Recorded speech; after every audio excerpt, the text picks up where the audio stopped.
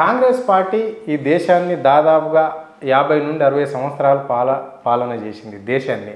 So మేము అనేక ప్రాజెక్టులు కట్టినాం ఇక్కడ. ఈ తెలంగాణ రాష్ట్రంలో కాకుండా ఇతర రాష్ట్రాలలో కూడా ప్రాజెక్టు నిర్మాణం జరిగింది. మాయాయంనే నాగార్జున సాగర్ కాంగ్రెస్ పార్టీ కట్టింది, సింగూ డ్యామ్ కట్టింది, శ్రీరామ్ సాగర్ ప్రాజెక్టు కట్టింది, జూరాల, అంటే రకరకాల ప్రాజెక్టులు కడితే మేము ఇంత గోగులు ప్రచారం చేసుకోలేదు.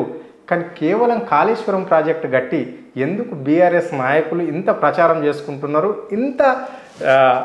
ఇంత బడ్జెట్ పెట్టి ఇంత ప్రాజెక్టు కట్టినాక కూడా ఇంత ప్రచారం చేసుకున్నారు, వాళ్ళ ముందటనే ప్రాజెక్టు కూడా కూలిపోయింది. ఇంత అవసరమా? ప్రపంచంలో ఎన్నో ప్రాజెక్టులు కడుతుంటే కూలిపోయినాయి ఉన్నాయి, ఎన్నో ఉన్నాయి, ఎన్నో ప్రాజెక్టులు కూలిపోయినాయి ఉన్నాయి.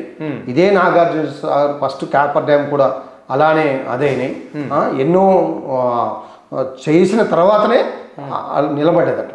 కాబట్టి ఈ దేశంలో కానీ ఈ రాష్ట్రంలో కానీ కొన్ని అలా జరుగుతూ ఉంటాయి. వాటిని ఇప్పుడు ఎవరైనా చంద్రబాబు నాయుడు ఏమంటాడు, హైటెక్ సిటీ కట్టింది నేనే అని చెప్పుకుంటాడు. అవును, ఎప్పటికీ ఆరోగ్యశ్రీని నేనే తెచ్చిందని అప్పుడు ఒకవేళ ఆయన రాజశేఖర రెడ్డి గారు బతికుంటే నేనే అంటాడు. ఎవరైనా వాళ్ళ ఆధీనంలో ఉన్నప్పుడు వచ్చిన ప్రాజెక్టుల గురించి ఖచ్చితంగా చెప్పుకుంటారు. కేసీఆర్ గారు మేము చేసినాం, ఇది చేసినాం, అది చేసినాం, ఇప్పుడు మేము చెప్పుకుంటా లేదా? దళిత బంధు కేసీఆర్ గారు ఇచ్చిండు, రైతు బంధు అనే పేరు ఈ ప్రపంచంలో ఎవరు పెట్టలే, కేసీఆర్ గారు పెట్టారు. ఇట్లాంటి గొప్ప ప్రాజెక్టులు కట్టారు. సరే, రిపేర్ చేసే అవకాశం ఉండి కూడా ఇంకొకటి అర్థం కాదు, రిపేర్కు 300-400 కోట్ల ఖర్చు పడుతుంది అంటుంది. ఆ కట్టినోడే నాకు తప్పైందేమో నేను కడతా అంటుండు. నీ కొరికిందేంది?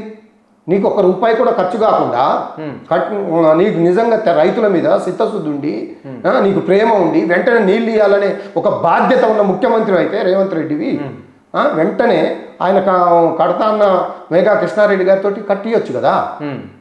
మరి ఎందుకు తప్పించుకొని తిరుగుతున్నారు? పోనీ అవినీతి జరిగిందన్నారు. ఏ కాంట్రాక్టర్ పేరైనా ఉన్నదా అక్కడ? ఎందుకు లేదు? అంటే ఇది కావాలని కేసీఆర్ గారు చుట్టే పిసి గోయిల్స్ కమిషన్ కూడా కేసీఆర్ చుట్టే తిరిగింది. కేసీఆర్ ఏమైనా టాపిను బుచ్చ పట్టుకొని పోయి అక్కడ కడతాడా? ఒక మంత్రివర్గ తీర్మానం ఉన్నది క్లియర్గా.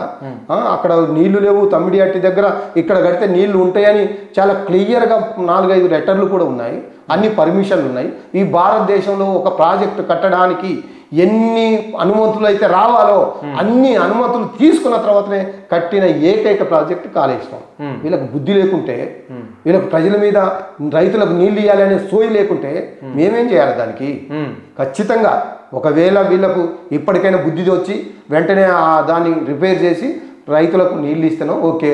ఇంకొక 2 సంవత్సరాలు అయిపోయింది, 2 సంవత్సరాలు, ఇంకో 2 సంవత్సరాల తర్వాత మళ్ళీ ఎన్నికలు వస్తాయి. వచ్చేది ఖచ్చితంగా బీఆర్ఎస్ గవర్నమెంటే, కేసీఆర్ గారి ముఖ్యమంత్రి అవుతాడు. వెంటనే మళ్ళీ నెలలు తిరగక ముందే మళ్ళీ అది రిపేర్ చేసి ఈ రాష్ట్రం సుభిక్షంగా ఉండడానికి దాదాపు 1.5 ఎకరాలకు నీళ్ళు వేయాలనే కేసీఆర్ గారి తపన ఆకాంక్షల కోసం ఖచ్చితంగా బీఆర్ఎస్ పార్టీ పనిచేస్తుంది.